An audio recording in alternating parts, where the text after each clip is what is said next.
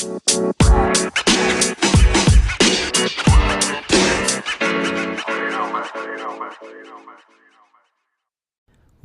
to the Business Blast podcast. I'm your host, Tyler Wagner. This episode is brought to you by Authors Unite.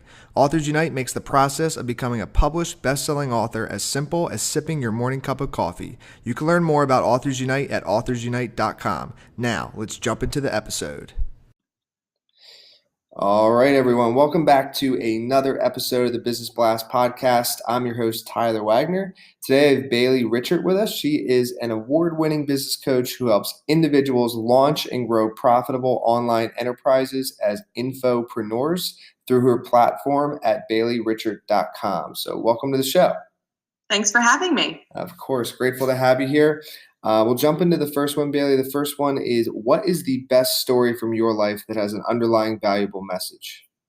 Sure, thanks. Well, a couple of years ago, I had an opportunity to give a TEDx talk and share a bit of my life story. And I focused that around the year 2013 when I was 25 years old and was undergoing a bit of a quarter life crisis. And I was experiencing a lot of physical symptoms of anxiety and even panic attacks, just trying to figure out why I was so unhappy at that point in my life. Because to be on the outside looking in, you would think that I had it all. I had a job as an engineer. I had steady income, a really nice apartment, car, living in California. But the truth is that I was really far from being fulfilled. And so that's when I decided I really needed to evaluate my own life path and eventually started to pursue entrepreneurship. But I think an underlying message that can be derived from that is about how even though you can have a life that to everyone else looks perfect, you can still not really be happy, or you cannot be getting what you need. And you ultimately need to make life decisions that are going to be right for you so that you can live your happy life.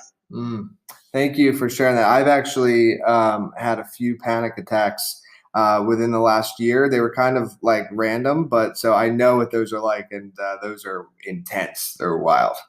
It was a pretty rough time. Yeah. So the next one I have for you is, what is the most valuable piece of information we should know that's within your expertise or industry? Sure. So as you mentioned, I help people start businesses as infopreneurs, basically leveraging their life experience and monetizing that through info products like books, courses, coaching, that sort of thing. So one of the things that I'm constantly telling people if they want to succeed in infopreneurship today is that they really need to focus on a personal brand. I think it was pretty cool maybe, 5 or 6 years ago to have like a lifestyle blog and to give it a really cutesy name. But these days, you really need to be the person who is what I call your very first case study, showing somebody how you've achieved success in your particular niche and helping them to understand that it is possible because you were able to succeed and that they can too. So I'm really big into helping people develop their personal brands online. And what's your best piece of overall business advice, so not necessarily industry specific? There's so many people out there that are trying to just become bigger than they should be from day one. And I'm a really huge advocate of starting small, not because I want to hold people back for any reason, but rather that when you begin small, there's so many different things that you can fix, all the problems and all the kinks in your business that will ultimately help you prevent having bigger issues as you start to scale. So if you start to perfect your systems whenever you're starting small, and then you grow gradually over time, you're ultimately going to find a smoother business path. I love that. And if you could give your younger self one piece of advice, what would that be? To just chill out about school. I was definitely the type A student who would just hyperventilate about every single exam because I really believed that being that number one person was going to be the way that I was going to succeed in life. I was high school valedictorian, magna cum laude graduate in college, and all those things are things I'm very proud of. But in the end, that's ultimately not really what made me successful. And I think that it ultimately caused me a lot of unnecessary stress growing up. So for my younger self, I would say that academics are important, but they're not that important that I should be, suffering mental health issues over it. And in your opinion, what is the key to happiness?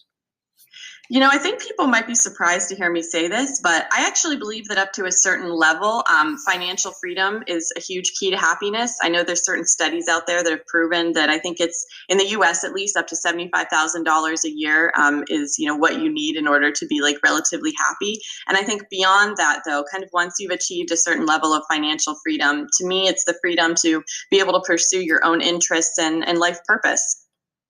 And what is the best book that you've read, and what was the number one thing you learned from that?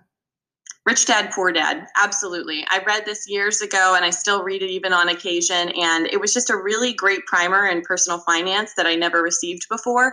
But it really opened up my eyes to understanding how the real world actually works whenever it came to jobs and the economy and finance. So definitely recommend that. Yeah, I love that book too. And what is your favorite quote and why? I was thinking about this. It's difficult to really pick a favorite, in my opinion, but just recently on Instagram, I saw a quote by Jim Carrey that's relevant to the original story I was talking about at the beginning of this interview about the panic attacks and stuff. Jim Carrey had said that depression is your avatar telling you that it's tired of being the character you're trying to play.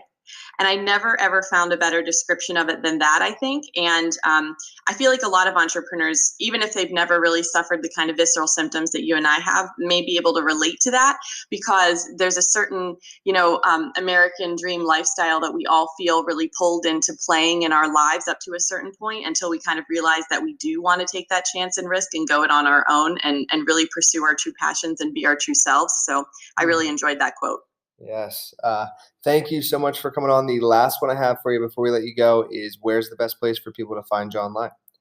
Yep. If people want to connect with me, they can just go to my website at baileyrichert.com, and they'll find links to everything that they could possibly need about infopreneurship there.